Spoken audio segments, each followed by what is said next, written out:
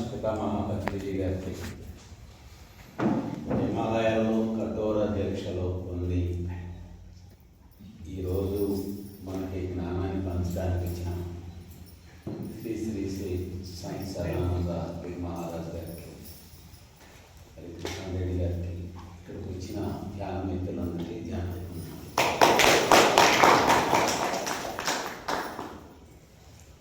Cosmic energy విశ్వశక్తి, అదే ప్రాణశక్తి. సృష్టి అంతా ఆధారపడే శక్తి.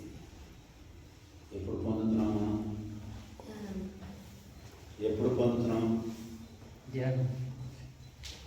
మనుషులు, పక్షులు, జంతువులు, ఆఖరికి వృక్షాలు కూడా ఆ శక్తిని నిద్రపోయే టైంలో పొందుతాం. అవునా? 3 రోజులు భోంచేయకపోయినా పర్వాలేదు, కానీ ఒక్కరోజు నిద్ర లేకపోతే నిద్రలో ఆ శక్తిని మనం పొందుతాం. ధ్యానము అంటే సహజంగా మీరు అందరూ ధ్యానంలో గ్రేట్ మాస్టర్స్ కాబట్టి ఇప్పుడు ఆ ధ్యానంలో 8 గంటలు నిద్రలో వచ్చే శక్తిని 1 గంట అంటే సహజంగా జరిగే శ్వాసని గమనించుతా మనసు శూన్యం చేసుకోవడం మూలంగా 1 గంటలో పొందుతాం. పిరమిడ్ అంటే ఏంటి? ఎందుకు పిరమిడ్? Only మెడిటేషన్కేనా pyramid? ఇక్కడ ఎందుకంటే చుట్టూ అన్ని పల్లెలు ఉన్నాయి. దీని మీద ఎన్నో పరిశోధన చేసాము. ఈ పిరమిడ్ని అటు రైతు ఉపయోగించుకోవాలా, ఇటు మెడిటేషన్కి ఉపయోగించుకోవాలా, ఇటు మన రోడ్డు మీద యాక్సిడెంట్ జరుగుతుంటే అక్కడ సెంటర్లో పెట్టి దాన్ని ఉపయోగించుకోవాలా, అక్కడ పెడితే అవుతూ ఉన్నాయి ఈ యాక్సిడెంట్లు. అలాగే మరి హాస్పిటల్లో కూడా పిరమిడ్ ఒక వార్డును ఉపయోగించుకోవాలి. ప్రతి ఒక్కరికి తెలియపరచాల్సిన బాధ్యత పిరమిడ్ మాస్టర్ది.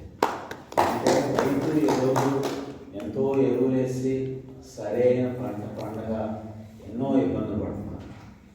ఈరోజు ఒక 5 పిరమిడ్లు సెంటర్లో కోల్పోతే 4 పక్కల బైండింగ్ వైపుతో పెడితే మరి ఏ మందులు వేయకుండా 60 బస్తాల పైన పడుతుంది. తెలియదు కాబట్టి మనం ఆ ప్రజలు రైతులందరూ రైతే రాజు, రైతు పంట పండిస్తేనే మనం ఏం పొందుతాం. అవునా? అది అందుకని అందరూ మీరు ప్రయోగాలు చేసి మీ ఊళ్ళలో ఒక్కొక్క ఎకరం పెట్టించి చూసి చేస్తే నెక్స్ట్ ఆ ఊళ్ళో వాళ్ళందరూ అది ఉపయోగించుకుంటారు. పిరమిడ్ శక్తిని ప్రపంచం అంతా యూజ్ చేసుకునేటట్టు చూడగలగాలి. గురుగారి కోరిక ఏంటి? ధ్యాన జగత్తు, శాకాహార జగత్తు, పిరమిడ్ జగత్తు. ఇప్పుడు ఇక్కడ భూమి మొత్తం అంతా కూడా ఈ రసాయనిక ఎరువులతో గుల్లబారిపోయింది. అవునా? ఇప్పుడు ఏం చేస్తాం? ఈ అక్కడక్కడక్కడ ఈ పిరమిడ్లు పెట్టాం. ఇది కొంత ఏరియా వరకే ఎనర్జీని ఇవ్వగలదు. అది ఎకరానికి కొన్ని కోట్లు ఎనర్జీ ఇచ్చి భూమి మొత్తం కూడా ఆ ఎనర్జీ కాస్మిక్ ఎనర్జీతో నిండిపోతే ఆ ఆహారంతో మనం భోజనం చేస్తే ప్రతి వ్యక్తి మార్పు ఒక మనం అనుకునే అద్భుతమైన ప్రపంచం రాబోతుంది, వస్తుంది. 2006లో ధ్యానంలోకి వచ్చాను. ఒక సామాన్య పేద కుటుంబంలో పుట్టిన వాడిని. మరి ప్రేమ యొక్క స్థితిని తెలుసుకున్నాను. తర్వాత మరి ఇక్కడ ఎక్కువ టైం లేదు, చాలామంది ఉన్నారు కాబట్టి గురువుగారి అద్భుతమైన జ్ఞానం కోసం మీరు అందరూ ఎదురు చూస్తున్నారు కాబట్టి ఎన్నో ఏవి కళ్ళు మూసుకుంటే ఏమొస్తుంది, టైం అంతా వేస్ట్ అన్నాను. నేను ధ్యానంలోకి ఎలా వచ్చానంటే ఒక తలకాయ నీతి ద్వారా వచ్చాను ధ్యానంలోకి. మొట్టమొదట మరి ఏ జన్మ పుణ్యం కానీ మొట్టమొదటి రోజునే గురువు గారి పక్కనే కూర్చుని ధ్యానం చేసే అవకాశం కుదిరింది. కానీ 5 నిమిషాలు కూడా ఆయన పక్కనే కూర్చుని ధ్యానం చేయలేకపోయారు. నెక్స్ట్ డే పూజా రూమ్లో 4x4 ఫ్యాన్కి ఏది పిరమిడ్ కట్టి రాత్రి 9 కాడి నుంచి తెల్లవారు 6 వరకు చేసేవాడిని. అసలు ఏంటి మీరు అందరూ చూసే ఉంటారు బహుశా. స్పిరిచువల్ రియాలిటీ చూసారా? ఆధ్యాత్మిక సత్యం చూసిన వాళ్ళు ఎవరు ఉన్నారా? చేతులు పైకి ఎత్తండి.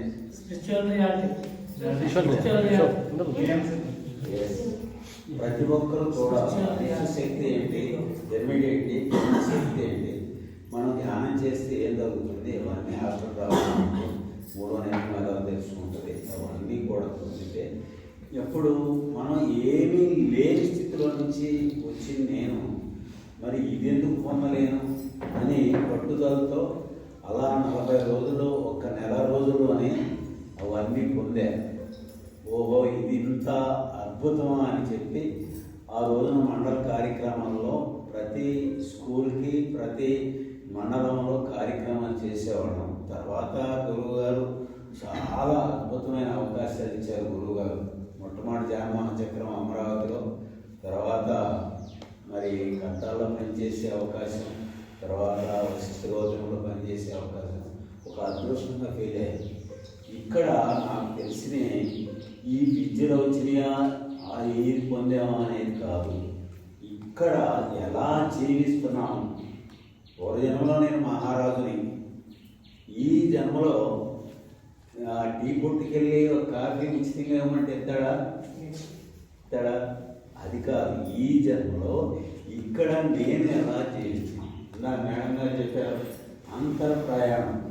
నాలోకి నేను ప్రయాణం చేసినప్పుడు మనిషి ఎప్పుడు మాట్లాడు? ఉద్ధరేయాత్మ ఆత్మానం.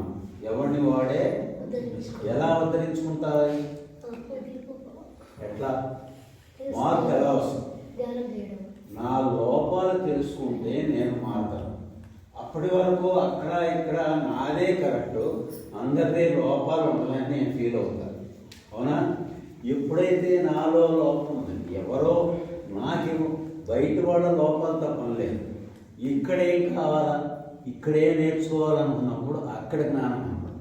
ప్రతి ఒక్కరి దగ్గర జ్ఞానం పొందటానికే మనం భూమి మీదకి వచ్చాం. ఇక్కడ మనం ఏదో ధ్యానం చేస్తున్నాం, గొప్పవాళ్ళమా? జీరో. అందరూ దైవ స్వరూపులు. ఇవాళ కాకపోతే రేపు వస్తారు. ఇవాళ ఏదో మనం శాఖాలు అయిపోయాం, అందరూ వాళ్ళ దుర్మార్గులా? కాదు, అమాయకులు. తెలియక పని చేస్తున్నారు. ప్రేమతో చెప్పగలిగితే ఈ భూమి మొత్తం ఇంటానికి రెడీగా ఉంది మై డియర్ ఫ్రెండ్స్. మాట్లాడే మాట ఈజీగా ఎలా, ఎందుకని, ఏంటని క్లారిటీ ఇవ్వగలిగితే అంతా చెప్పడానికి కానీ వినటానికి కానీ మొత్తం అంతా రెడీగా ఉంది.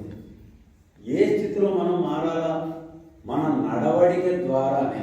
ఇక్కడ మనం నడిచే తీరు ద్వారా ధ్యానంలో ఇంత గ్రేట్ ఉంటుందని మన నడవడిక ద్వారానే మారాలంటే. నేనేదో ఇదనే ఊహ రాకపోగా ఎప్పటికప్పుడు గురువుగారు ఏం చేసేవారు? ఇప్పుడు ఈ గురువుగారి సంగతి చెప్తున్నాం.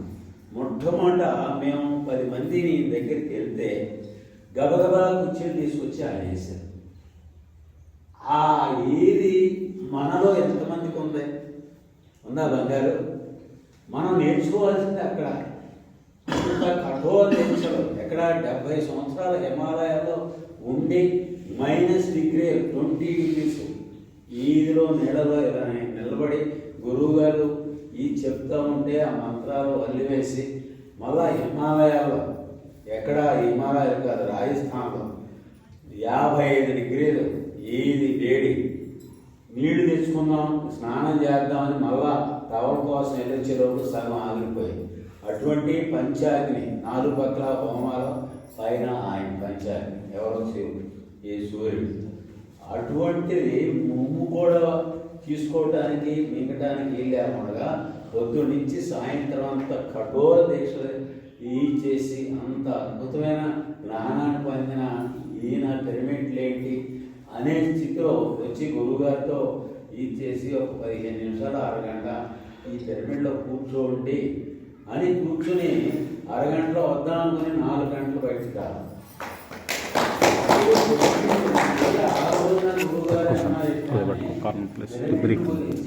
గురించి అన్నీ తెలుసుకుని గురుగారు ఈ పరినిర్వాణం పొందిన తర్వాత మరి గురువు గారి ఇది ఖాళీని పూర్తి చేయడానికి వచ్చిన గ్రేట్ మాస్టర్ గారు. గురువుగారు వచ్చినా రాకపోయినా, లేకపోతే జనాలు వస్తారో రారో కానీ 110 సంవత్సరాల యోగేశ్వరులు హిమాలయ యోగి వస్తున్నారంటే పామరులు కూడా సామాన్యులు కూడా వస్తున్నారు. ఆయన చెప్పేదేంటి ఇక్కడ పిరమిడ్ గురించి, ధ్యానాన్ని గురించి మేము ఎన్ని తిప్పలు పడ్డాం, ఎంత ఇది చేసాం, కానీ దీనికన్నా హాయిగా కూర్చుని ధ్యానం చేసుకోండి, అద్భుతాలు పొందుతున్నారు మీరు, అదే చేసుకోండి అని చెప్తున్నారు. శాకాహారం కండి ఇది చేసుకోండి అని చెప్తున్నారు. అంత భాగ్యం ఆయన్ని తిప్పి నేను తిరగడం అనేది ఒక అదృష్టంగా ఫీల్ అవుతున్నాను. మనం ప్రతి ఒక్క దగ్గర పిల్లడి దగ్గర ఎలా మనం నేర్చుకోవాలనుకుంటే ఆ పిల్లడి దగ్గర కూడా నేర్చుకోవాలి. యేసు ప్రభు ఏం చెప్తాడు? దేవుని సామ్రాజ్యం నీలోనే ఉన్నది, అవునా? నీలో ప్రవేశించాలంటే ఏం చేయాలా? పసిపిల్లవాడి వైపు అంటాడు, అవునా? ఆ పసిపిల్లవాడిలో ఏం తెలుసుకుందాం? పసిపిల్లవాడిలాగా నవ్వగలుగుతున్నామా?